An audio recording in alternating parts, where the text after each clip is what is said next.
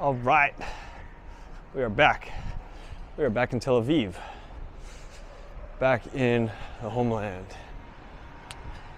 Exceptionally sooner than I anticipated being back. I thought it was going to be at least a month.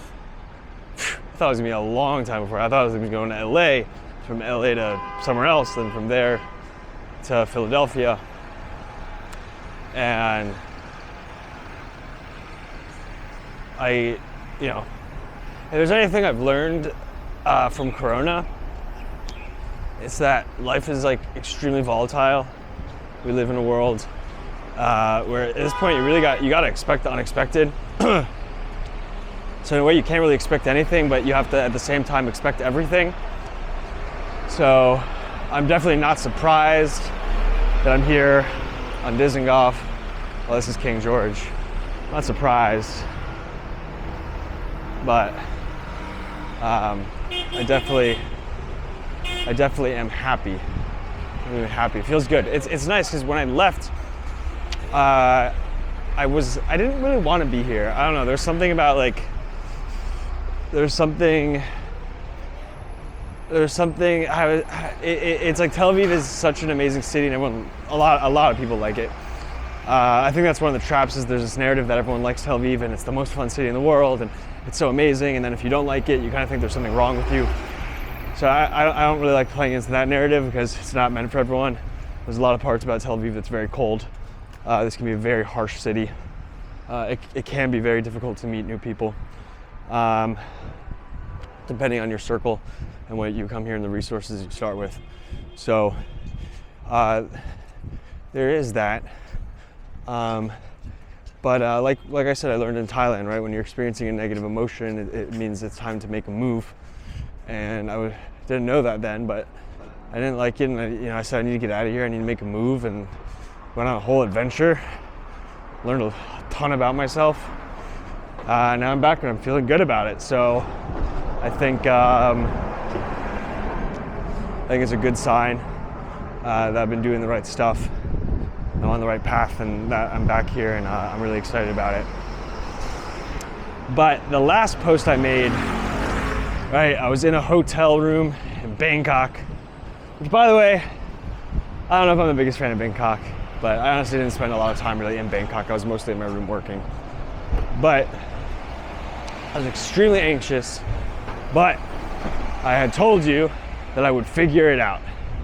And I have a plan now. It isn't, I can't say that the plan worked because I haven't done it yet, but I told you that it's worthwhile to believe things even if they might not necessarily be true. And that is what I did. And I learned from it. And here's, a couple of the bigger lessons that I learned. One, and my dad really showed me how to do this in a big way.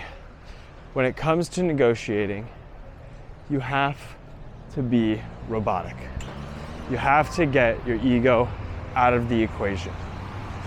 All right, what appears on a term sheet from your partner does not necessarily have any real reflection of how the business deal is going to go down.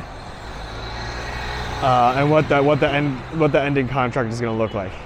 And I had a personal relationship with my partner for about 5 years, and I was shocked by many of the things that I was reading about on this term sheet, and I took it really, really personally.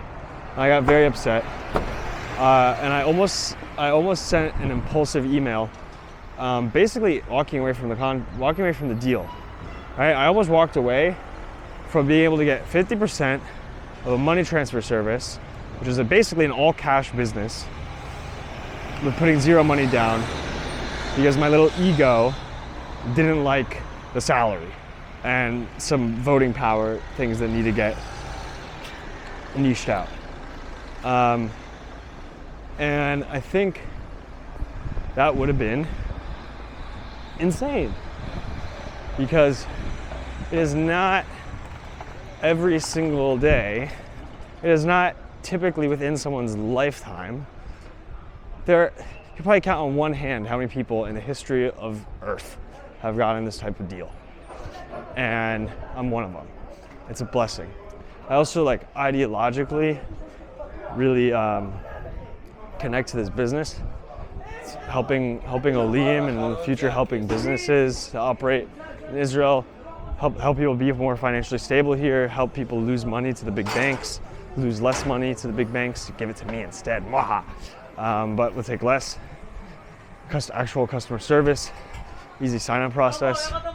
And eventually I'll be expanding into the pesos, get those Mexicans, get the Europeans, get the Canadians. I'll be building a real serious money transfer. Eventually, potentially business with Dubai, the Arab countries. It's gonna be a really big thing. And I think it would have been a real shame.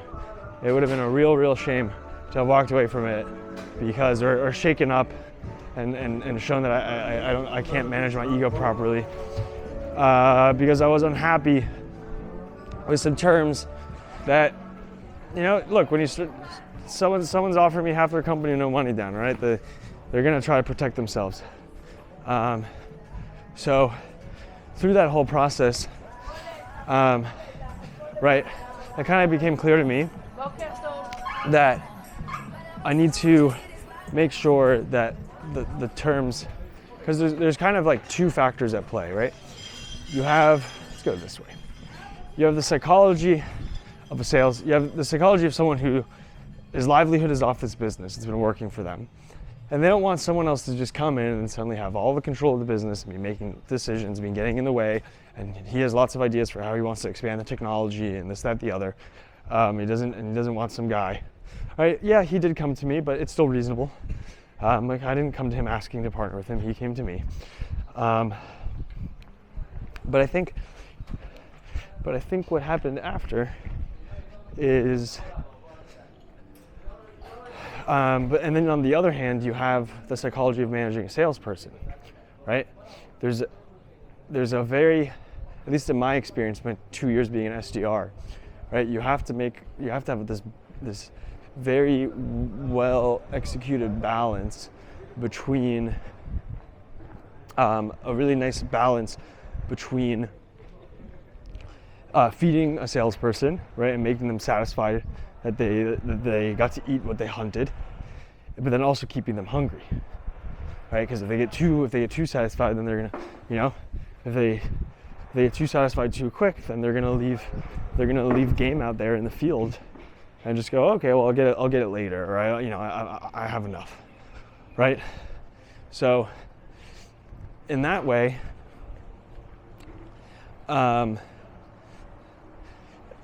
that way, there were parts of the contract that didn't really reflect that balance very well, and didn't necessarily incentivize me to work as hard as possible and really pull all my cards, because I got so many cards to pull to blow this business up. It's gonna be so fun.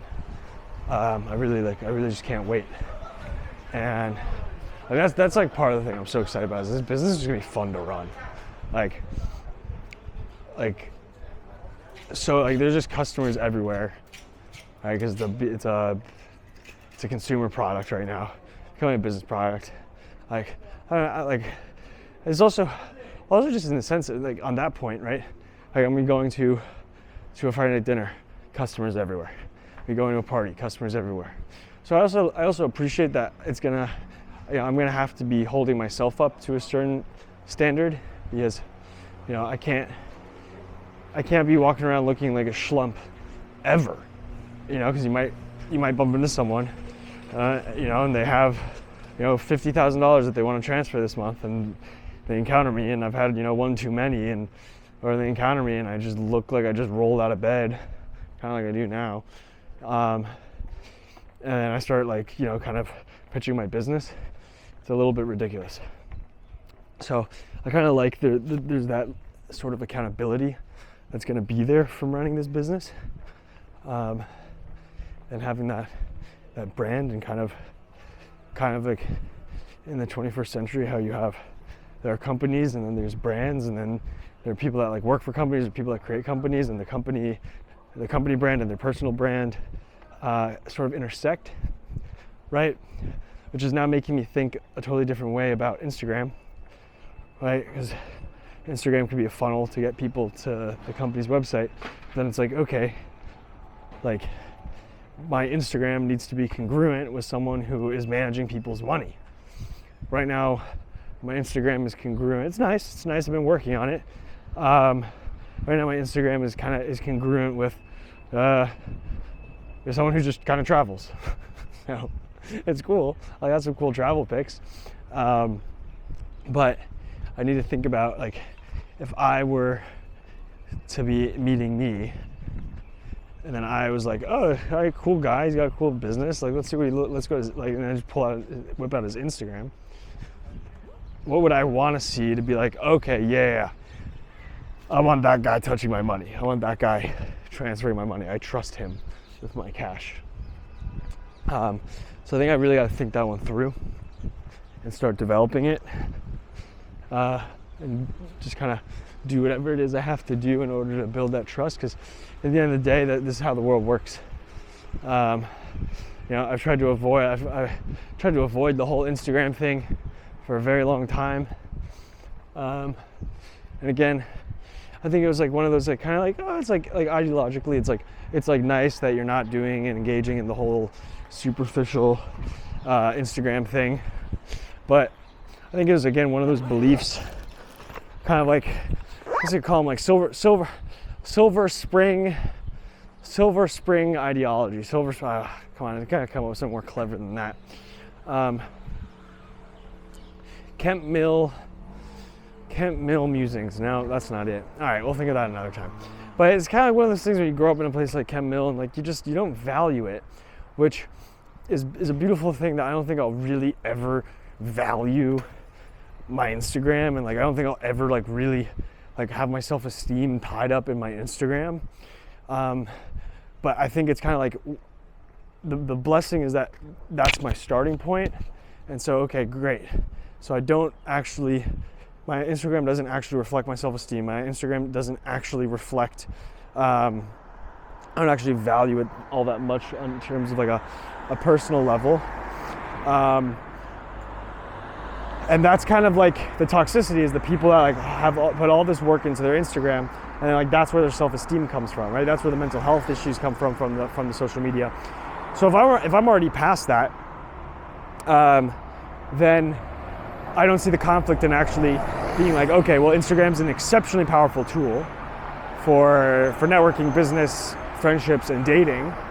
As long as I'm not actually tied up in it, as long as Instagram could get shut down tomorrow, and I am okay, I still have my friends, I still have my social skills, I still have my business, then to ignore Instagram as a medium, I think would be very, very silly. And I think it would hold me back in terms of all those things, in terms of networking, and in terms of dating, and in terms of business. I think these things are very important. This is the world we live in, right? I look at my grandfather. He's just turned 97 years old, right? This wasn't a reality for him. And that's all great and dandy. And if I could build a time machine, would I teleport myself back in time? Maybe yes, maybe no. Not sure. I'd go anywhere. I actually kind of like it in 2023, as crazy as it is. So, look at this. So beautiful. So beautiful.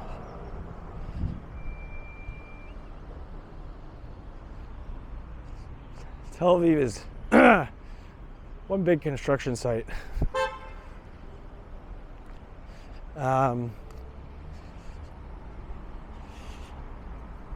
So,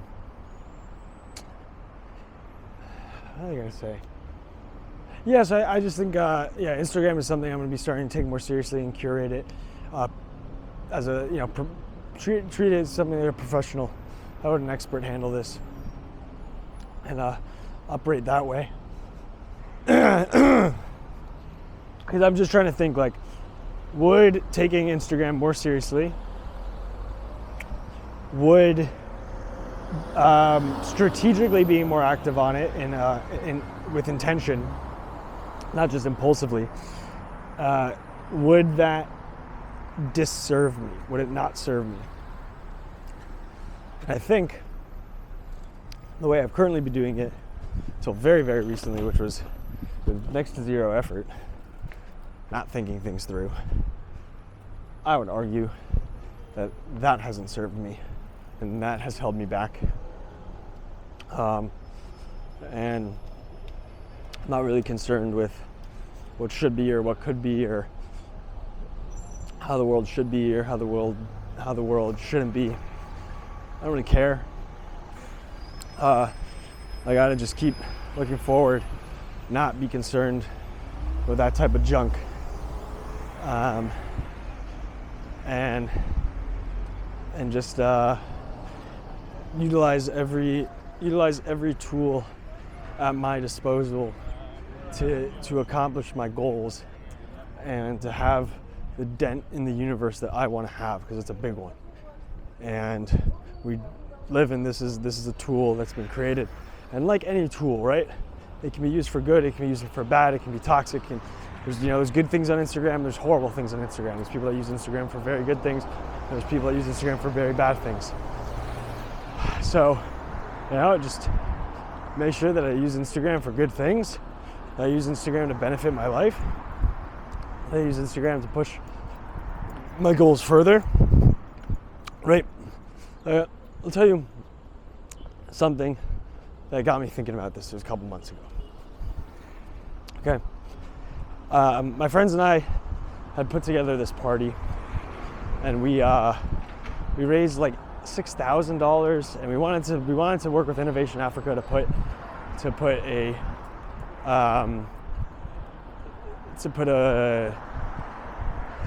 a water tower in Africa, right?